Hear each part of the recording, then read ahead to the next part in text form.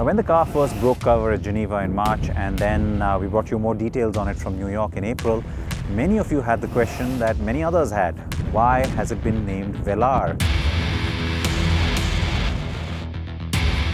Well, of course, Land Rover told us at the time that it goes back to the name given to the first prototype of the first Range Rover. So we're talking about just before about 1970. But why was that car named Velar? Now that's the part I'm going to tell you right now. It was very simple to take the alphabets or the exact letters from the Land Rover badging and turn it around and make it Velar. That was one, but that's not the only reason. It's also Latin for to cover. And remember, this was the first time that Land Rover was going from a utilitarian sort of soft top to something that was a hard top, a little more luxurious, and definitely more appealing to a wider audience. The car's design follows the Range Rover theme of being yacht-inspired, and yet things aren't as big and straight as you see on the other Ranges. And its sleek lines will captivate you, as will the very unique new daytime running lights and the gorgeous tail lights.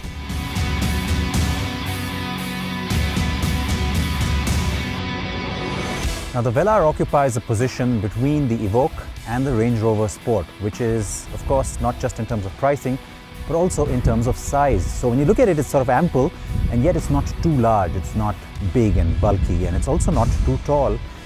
That lends it its sporty character when it comes to the styling, really, because take a look at the way the roofline comes down. It really lends itself also to the whole dual tone story. I think it works really well with this car, perhaps more so than some of the others, just like it did with the Evoque when it first came out.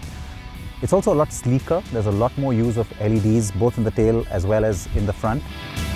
And I promise you, these are gloss black wheels. We've had some fun with the car, and so of course, yeah, it's gone triple tone now, hasn't it? But that's the other thing. You know, it's a good looking car, it's sophisticated, it's modern, and yet put it out there into the elements and it looks completely at home. If anything, I think it looks even sexier now with all of that mud on it. The face is unmistakably Range Rover or Land Rover, really, and yet it is new. It's completely different. You don't have to look at it twice to try and figure out, hey, hang on, which model is that? And that's primarily because of the really slim headlamp and the signature of the daytime running light. And when you unlock the car, the other thing that happens is that you get these deployable door handles coming out, and that's another nice little trick. It doesn't just help aerodynamics, it does add to the style quotient of the car, and because it's a Land Rover, it couldn't be something delicate like on the F-Type or even a Model S from Tesla. It had to be chunky and yet be sleek. How do they do that? There you go. The whole thing comes out and you can pull it out with a nice shove. That is pretty cool.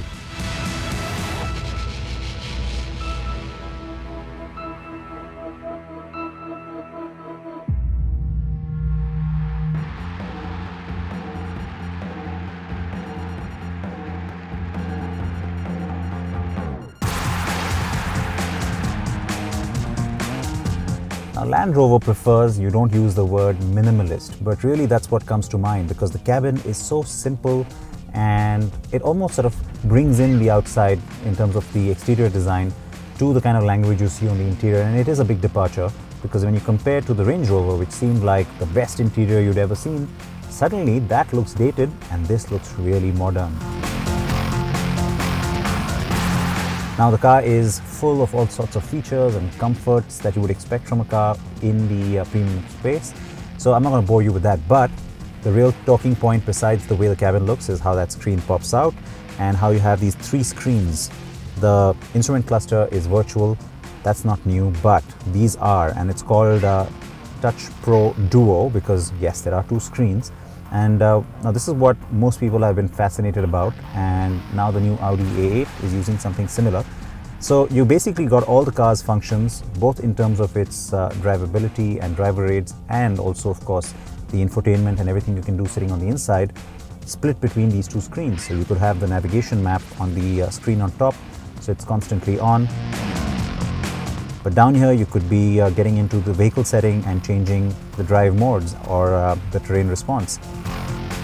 You could also go in and play around with the seats. There's a massage function of course at the top end. And climate control, it's all down here. And what's really cool is how the two dials have been integrated within that screen, and they're also, sort of embedded with a little bit of a display. So it is very different, it is very modern. It's something that's probably going to catch on quicker than you think, and certainly is something you should probably see getting into certain other vehicles from the JLR family.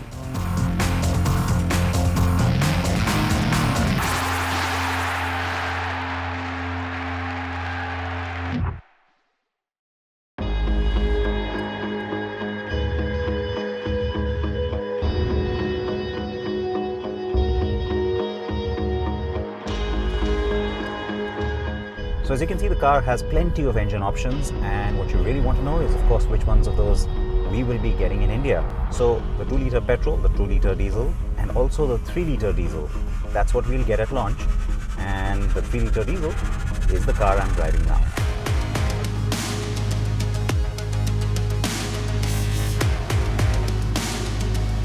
Normally a rear-biased car, the Velar has a chain drive to transfer torque to the front when required.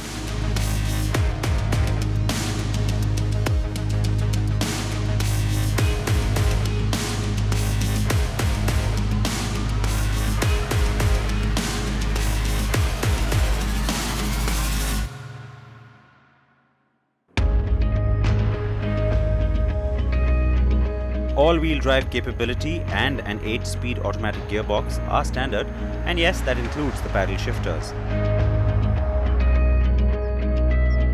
The sound insulation is something that really just gets better and better with each new iteration or each new model from possibly every manufacturer now.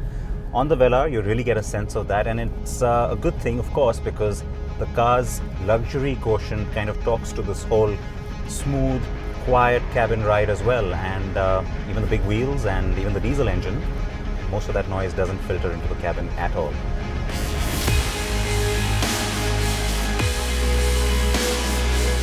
Now, it's not just because this is the latest product from the JLR family, it's also because it's a Range Rover that it's really the epitome of everything that the brand represents in terms of technology, in terms of style and design and materials, and which is why you get an array of things that really surprise you in many ways on the Velar. When it comes to technology, of course, there's lots of onboard safety and driver aids as well.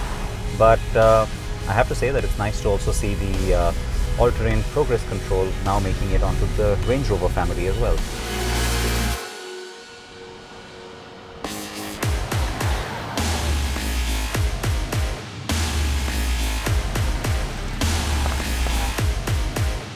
Now, all of the cars on this drive program have 22-inch wheels, which was a bit surprising to me considering there's a fair amount of off-roading, some rough roads that we're dealing with as well. But the car has done pretty well despite that, and you know what? It is the grip that you get from the car, the sense of confidence, that's the first thing that will grab you about the drive, and it's an inherently different character really to some of the other cars in the portfolio.